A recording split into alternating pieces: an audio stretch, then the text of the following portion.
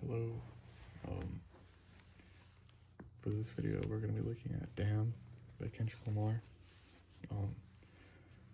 This is his third, like, I guess mainstream album, but like his fourth actual album. These are all the songs on it.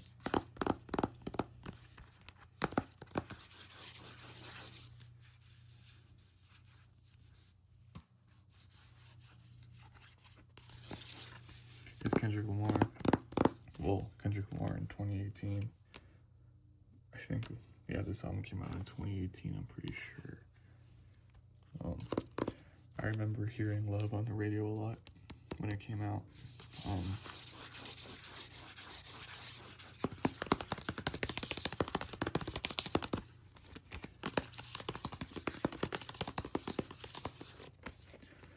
I wasn't as big of a fan, and like I didn't really listen to a lot of Kendrick when this album came out. I think I was, if it came out in 2018, which I'm pretty sure it came out in 2018. Oh, not 2017. Oops, I was a year off, which means I was about 11 years old when this came out. If my math is correct, yeah, it is. Yeah, I was 11. So, you know, I guess I wasn't really an album listener yet, but now I am. I picked this one up a year ago, last summer. Summer of 2024 was like my Kendrick Lamar renaissance, I guess, like when I really started listening to him, and this album really hit home. It is, I don't know, I think it's one of the best storytelling albums ever. And the fact that like it tells two stories in one, I think is incredible. And he won a Pulitzer Prize for this album, which like a lot of people bring up, but I mean, that's not small. I'm not gonna say anything about Drake, but he didn't do that. I'm just kidding. Anyway, here's all the songs. It's a big damn here.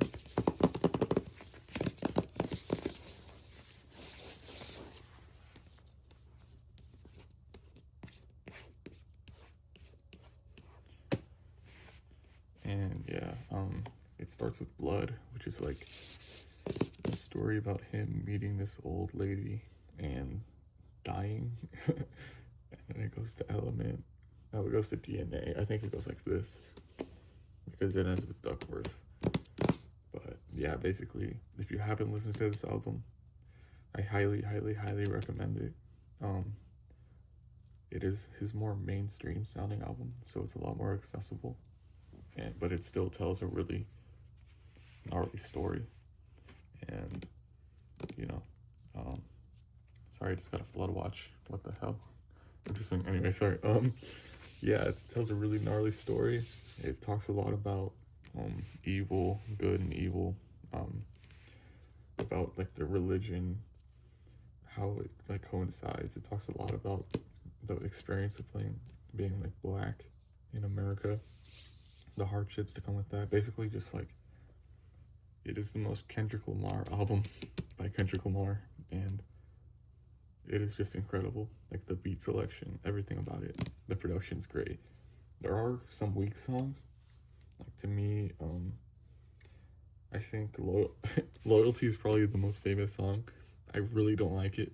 That is the one song I'll skip. I don't know why. It's just like the chorus annoys me. Other than that, Feel is probably a little bit weaker, but that's mostly because it's more of a poem than it is a song, I guess, if that makes sense. Like, it's not really supposed to be like nice to listen to. It's more of a stream of consciousness song, I guess. But yeah, Humble, that's a good one. Also, one thing that you'll notice if you listen to this record is that each song kind of like flips in energy. Like it starts with Blood, which isn't really a song, and then DNA is like a hype up, like intense song. Then Yaw is really chill. Humble is intense again. Lust calms it down, and then Love is like in the middle, but it kind of goes up and down. And I think it tells a lot about his like ability to put a record together. I don't want to be like a Kendrick Lamar glazer, but this album makes it hard not to be. Let's go ahead and check out the, oh yeah, these are colored too, so it's pretty cool. Top Dog Entertainment.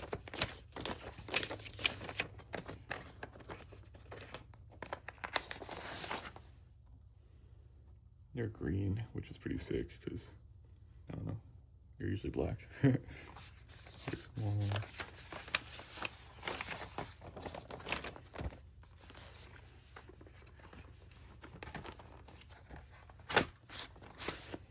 Here's the second one.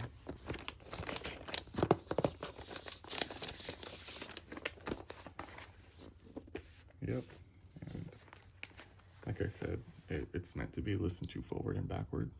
And obviously, if you play this backward, it's just gonna be like really weird. But he released a deluxe, I think, and the deluxe is backward. So, I mean, I wouldn't say buy both of them. I think having this in your collection is pretty important, but listen to it forward, then listen to it backwards, and it's just really good. I don't know how else to describe it. It's not super long.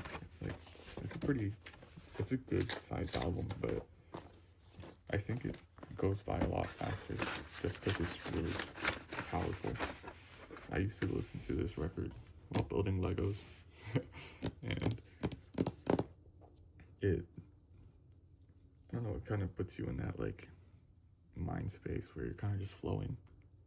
But yeah, my favorite song, my top 3, I think number 1 is Triple X. Kind of a sleeper, but really good song, really hype. And then it kind of just shifts to like this really calm song, and it features U2. I don't listen to a lot of U2, but I mean, they're pretty good on this album. And then number 2,